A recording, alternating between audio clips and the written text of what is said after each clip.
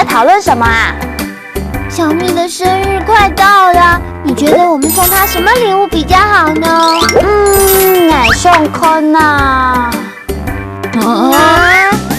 好，我说奶送坤啊，就是我想想看，小蜜喜欢什么呢？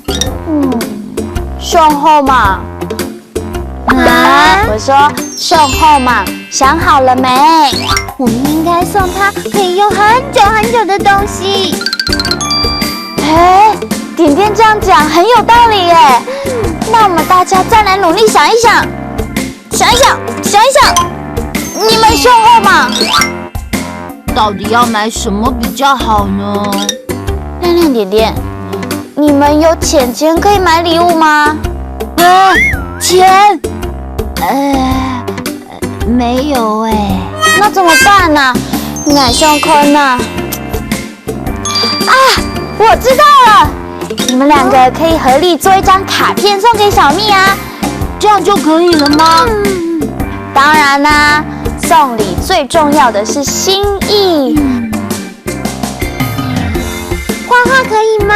当然可以啊，你们都这么会画画。奶送坤啊，我想想看。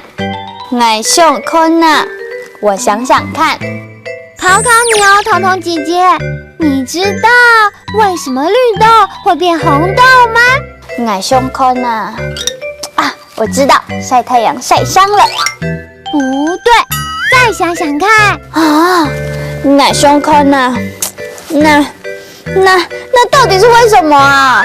因为他害羞，所以脸红，全身都红了耶。好笑吧？送后嘛，想好了吗？送后嘛，想好了吗？亮亮，这里有饼干跟糖果，你想要吃哪一种？亮亮，送后嘛。